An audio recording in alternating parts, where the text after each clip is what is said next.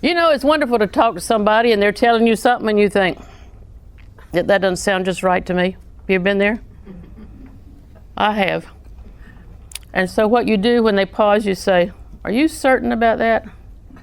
Because you have some doubt about what they said and how they said it, and maybe they got the detail, and you'll say, well, I heard so-and-so, is that not correct? And they'll repeat that they're sure they're right.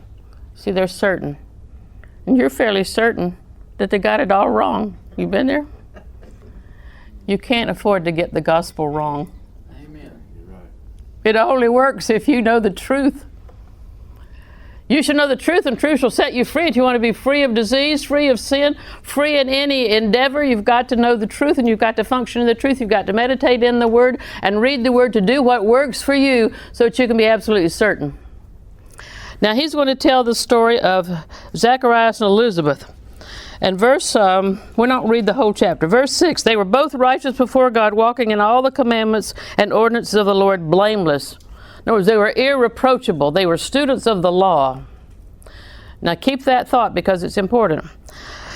They were walking in the commandments of the ordinance, blameless. You can't walk in a commandment you don't know.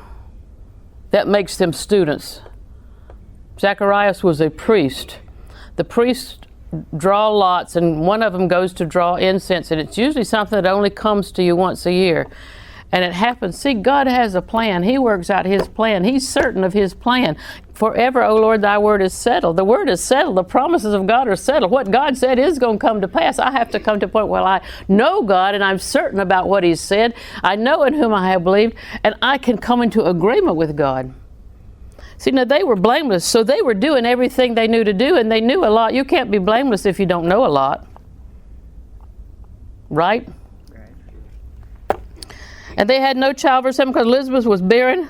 They were both well stricken in years. Now, I don't know how old that is, but it sounds beyond childbearing years to me. And if you look it up in the Greek, it says they were of advanced age. Came to pass, while he executed the priest's office before the Lord in the order of course. In other words, the lot was drawn. He was the one to offer the incense. Everybody's waiting outside, and he sees an angel, so he's delayed in coming out. It's interesting that they thought he'd come out at a particular hour, which means this was done on a certain schedule. And he didn't come out in that hour. He missed his exit time, and they knew that. Where is he? Why isn't he out here? Well, Zacharias was troubled. Verse 12, he saw the angel. He was troubled, and fear fell upon him. Now, you would think if you saw an angel, I don't know what you think. You would think, that is an angel. But everywhere angels showed up, what did the scripture say? Fear not. And that's how Zacharias took it. It said he was troubled. Verse 13, the angel said, fear not, Zacharias, for thy prayer is heard, and thy wife Elizabeth shall bear thee a son, and thou shalt call his name John. Thy prayer is heard. He had prayed for a child. Now, you know he didn't pray yesterday because he's an old man. And what you'll know if you read the rest of this chapter, he had already given up on prayer. Faith and patience inherits the promise. And God is not limited, and here's the word I want you to capture today. He's not limited by reality. Reality is the way the world sees it. That's right.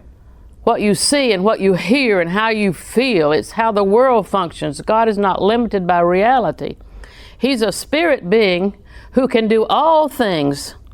If he said it, it comes to pass. Forever, O Lord, thy word is settled. Psalms 119:89. 1 Kings 8:56 says, there has not failed one word of all God's promise. Not one word. Now, if I say to the children, we'll do that Monday, and then Monday I don't feel well, it's not convenient, or I thought my check would come in, it didn't come in, and I'm going to say, we'll do that Tuesday. How many words did I fail in? Just one.